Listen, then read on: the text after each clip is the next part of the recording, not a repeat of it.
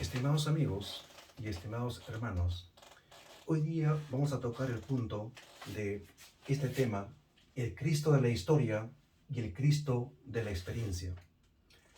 Sabemos que en estos tiempos está difundiéndose en lo que concierne al gran movimiento carismático, donde el énfasis es en la experiencia religiosa. Parecería que el mundo está volviendo al camino verdadero siguiendo los pasos de nuestro Señor Jesucristo. Pero vamos a ver que esta experiencia de la cual enfatiza el movimiento carismático y el movimiento neopentecostal, ese es el punto donde ellos se abrazan y se hacen una misma mezcla, llegando a ser una misma sustancia, porque pregonan al Cristo de la experiencia dentro del creyente, dentro del devoto. El sistema de referencia de salvación de ellos es lo que ocurre en su mundo psíquico, en su experiencia religiosa. Por eso que se ha difundido terriblemente este movimiento desde muchas décadas hacia atrás, desde el 60, sobre todo 50, 60 del siglo pasado, y ha tomado una consolidación importante en el mundo. Pero deben saber ustedes que el movimiento carismático con el movimiento neopentecostal se confunden entre ellos porque terminan abrazando la idea y la religión homocéntrica, antropocéntrica, donde el ser humano, el creyente, el devoto, es el centro de su sistema de referencia para salvación. Ellos tienen que tratar de mirarse a sí mismo constantemente.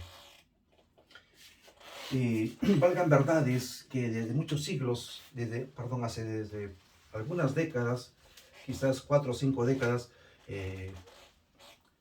los temas de psicología han tomado importancia debido a que la demencia en el mundo ha aumentado. Y los especialistas dicen de que antes no era tan así, ¿no? ¿Por qué? Porque el subjetivismo, sobre todo el religioso, ha llegado a lacerar, a vulnerar la estructura de la psiquis, de la mente, de la emoción humana. No solamente es peligroso, digamos, ya en el tema de la salud, por el subjetivismo, ¿no?, arraigado de este movimiento religioso, carismático y neopentecostal al mismo tiempo.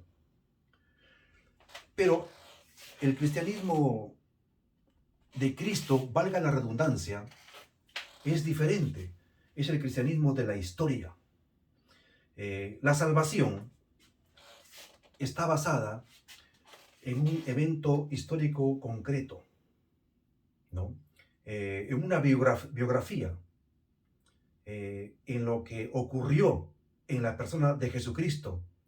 Él tuvo una naturaleza equivalente y es la misma, porque es la misma sustancia del Creador mismo, de su Padre. Jesucristo satisfació con todas las demandas. Él cumplió perfectamente con toda jota y toda tilde a la naturaleza santa de la ley de Dios. Por eso que Él es aprobado en sí mismo. Nosotros no. Somos aprobados por la fe, pero en Jesucristo. Es un juicio el cual Dios lo toma muy en serio, porque es un Dios serio, es un juez serio, la ley es seria, y entonces la salvación tiene que ser algo serio, algo que satisfaga una obediencia perfecta y perpetua a la ley en el juicio de Dios. Entonces nosotros tenemos un evangelio, un cristianismo, pregonamos el Cristo de la historia, porque desde que Él se encarnó, nació, vivió y obró perfectamente, murió en lugar de nosotros y también resucitó, porque Él está vivo. Entonces, esa vida, este Cristo histórico, este cumplimiento tuvo un espacio y un tiempo concreto, perfectamente, ¿no? Y estuvo aquí en este planeta. Y es nuestro sustituto, porque vino eh, en forma humana, el Señor Jesucristo. Mientras el Cristo de la experiencia es un Cristo meramente de invención humana, ¿no? Y ese Cristo de la experiencia dura lo que una neblina dura en un día, dura lo que una emoción dura. La emoción no es mala, emocionarse no es malo. Uno se emociona cuando nos dan un regalo, o cuando tenemos una buena noticia nos emocionamos, o recibimos nuestro sueldo, nos emocionamos, nos alegramos, o cuando hay una buena noticia. Es una emoción humana, no es malo. Pero lo que es malo y prohibido por la palabra de Dios es que la salvación esté basado en una emoción, en una experiencia personal dentro del creyente. Claro que tiene que ocurrir un cambio, y eso sí, es claro. Pero tener como centro de referencia a una emoción, ustedes saben cómo son las emociones. El hombre cuando se emociona ríe o también llora, y eso pasa. Y continúa la vida normal y seria. Entonces, ahora, en lo que tiene que ver con el Evangelio eterno, el Evangelio es una palabra griega, como siempre les digo, que significa buenas nuevas. Es una noticia que viene de fuera, como una carta que te envían de fuera. Es porque la seguridad y la convicción y la certeza tiene que estar basado en algo concreto que realmente satisfació las demandas de la santa ley de Dios. Esa noticia viene de fuera de nosotros. No ocurre en mi experiencia religiosa, sino ocurrió en una persona. Entonces el Evangelio tiene que ver con mensaje, porque es una carta, y proclama eventos históricos, objetivos y concretos. Tengo que leer en Primera de Corintios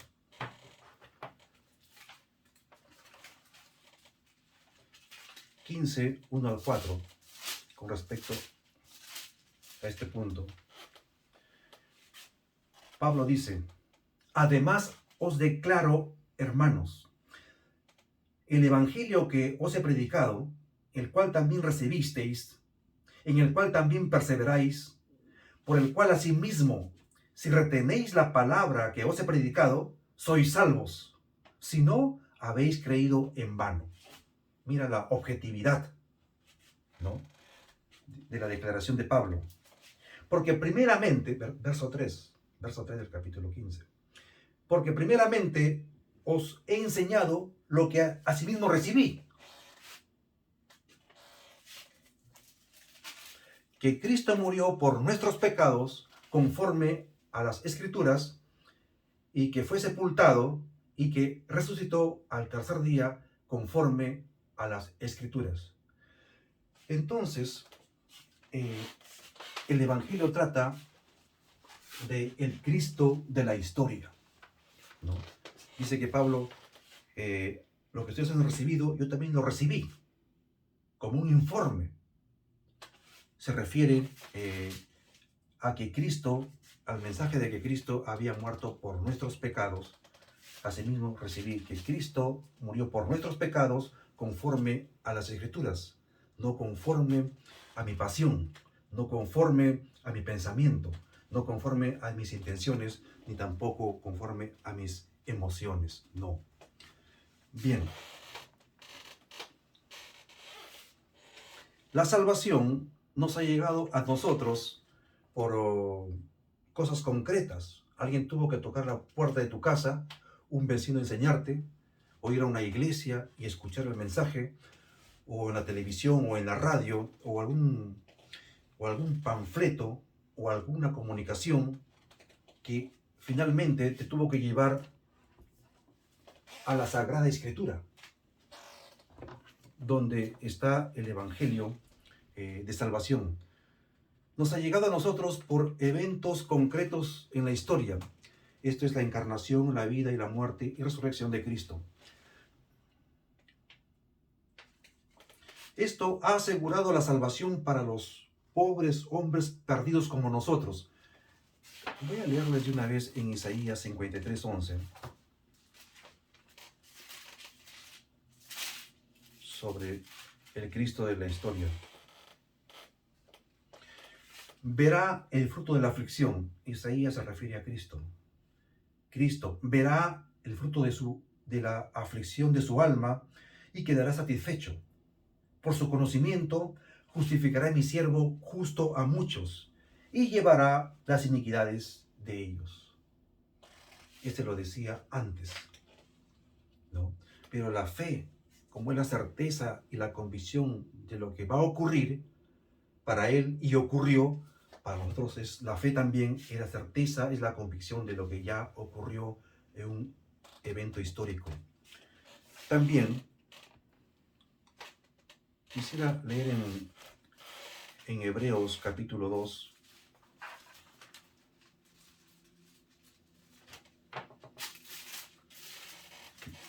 versículo 9. Pero vemos a aquel que fue hecho un poco menor que los ángeles, a Jesús, coronado de gloria y de honra, a causa del padecimiento de la muerte, para que por la gracia de Dios gustase la muerte por todos nosotros. Se refiere por todos nosotros. Él ha gustado la muerte por todos nosotros, ¿no? Y Él resucitó de entre los muertos. Es algo objetivo, es algo histórico que el Evangelio toma y nos da a conocer a través de sus seguidores, a través de los creyentes, como en esta oportunidad lo estamos haciendo. Por supuesto que este Cristo de la historia todavía vive, porque hubo una resurrección objetiva y concreta, ocurrió. Mientras los hombres pongan su fe en lo que ha hecho por ellos y lo que es para ellos, vive en sus corazones. Ahora, lo que vive en nuestros corazones y en nuestra mente es la fe en Cristo. Es esa fe apacible y concreta, esa convicción, esa certeza. Eso vive, ya que Pablo iba a decir, refiriéndose a eso, que Cristo muere en mí. Para esto tengo que leer en Gálatas capítulo 2, versículo 20.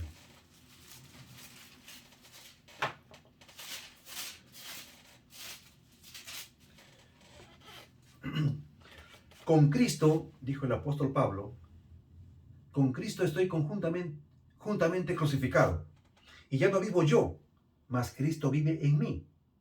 Y lo que ahora vivo en la carne, lo vivo en la fe del Hijo de Dios, el cual me amó y se entregó a sí mismo por mí.